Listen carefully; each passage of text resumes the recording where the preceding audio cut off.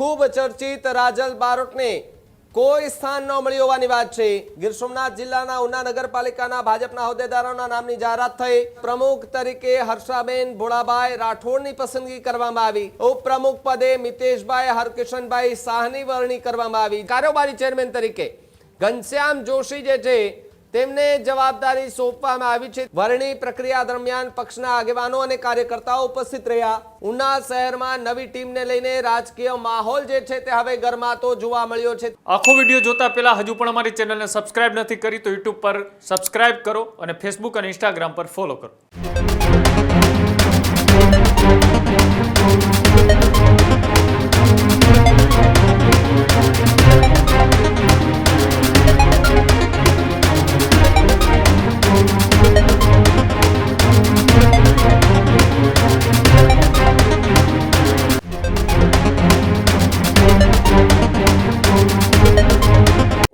નગરપાલિકાના હોદ્દેદારો જે ભારતીય જનતા પાર્ટીના છે તેમના નામોની જાહેરાત પણ થઈ ચૂકી છે। જી હા, ગીર સોમનાથ જિલ્લાના ઉના નગરપાલિકાના ભાજપના હોદ્દેદારોના નામની જાહેરાત થઈ। ખૂબ ચર્ચિત રાજલ બારોટને કોઈ સ્થાન ન મળ્યું હોવાની વાત છે।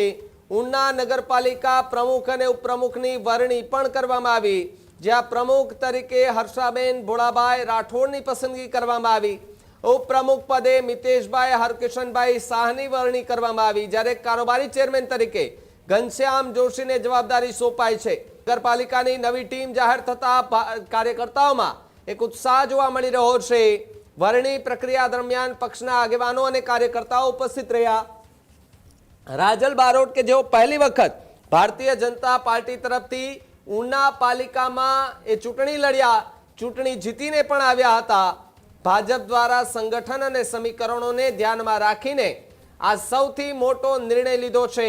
ઉના શહેરમાં નવી ટીમને લઈને રાજકીય માહોલ જે છે તે હવે ગરમાતો જોવા મળ્યો છે, ત્યારે એક બાદ એક નગરપાલિકા, તાલુકા પંચાયત, જિલ્લા પંચાયતની અંદર જે હોદ્દેદારો હતા તેમના નામોની જાહેરાતો કરવામાં આવી રહી છે।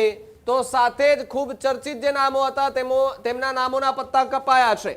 એટલે કે જે નામો પર સતત ચર્ચાઓ થતી હતી કે આ નામની વરણી થશે, આ નામ જે છે એટલે કે આ ચહેરો છે તેમને ભારતીય જનતા પાર્ટી મેદાને ઉતારશે, પરંતુ નામોની એક બાદ એક જાહેરાતો થતાની સાથે જ હવે એ બધા જ સમીકરણો જે છે તે ઊંધા પડી રહ્યા છે।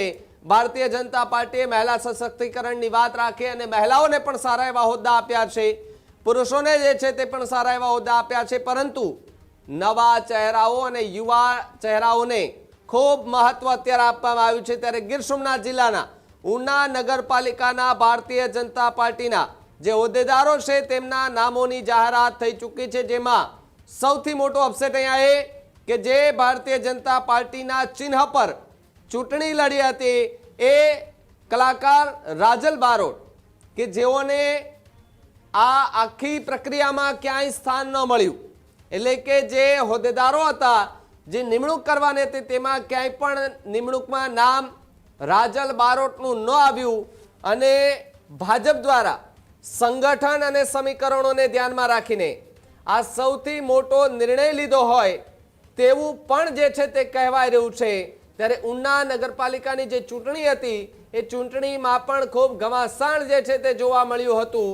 ખૂબ પ્રચાર પ્રસાર કરવામાં આવ્યો હતો। રાજલ બારોટ જે છે તેમને જીતાડવા માટે ભારતીય જનતા પાર્ટીના ત્યાંના કાર્યકર્તાઓ છે તેમણે તમતોડ મહેનત પણ કરી હતી, પરંતુ એ મહેનત ક્યાંક સફળ સાબિત પણ થઈ, પરંતુ રાજલ બારોટને ક્યાંય જે નગરપાલિકાના હોદ્દેદારોની અંદર ક્યાંય સ્થાન ન મળતા એક અપસેટ જે છે તે સર્જાતું જોવા મળ્યું છે। પરંતુ જે નામોની જાહેરાત કરવામાં આવી છે એમાં પ્રમુખ અને ઉપપ્રમુખની વરણી થઈ છે, જેમાં પ્રમુખ તરીકે મહિલાનું નામ જાહેર કરવામાં આવ્યું, હર્ષાબેન ભોળાભાઈ રાઠોડનું નામ। ઉપપ્રમુખ પદે મિતેશ શાહની વરણી કરાઈ, જ્યારે કારોબારી ચેરમેન તરીકે ઘનશ્યામ જોશી જે છે તેમને જવાબદારી સોંપવામાં આવી છે। ત્યારે વરણી પ્રક્રિયા દરમિયાન પક્ષના તમામ રાજકીય નેતાઓ જે છે તે ઉપસ્થિત રહ્યા હતા, કાર્યકર્તાઓ ઉપસ્થિત રહ્યા હતા, તેમની જ હાજરીમાં આ નામો જે છે તેની જાહેરાત કરવામાં આવી છે। આ જ પ્રકારની તમામ અપડેટ જોવા માટે ન્યૂઝરૂમ ગુજરાતને લાઇક, શેર અને સબસ્ક્રાઇબ કરવાનું ભૂલતા નહીં।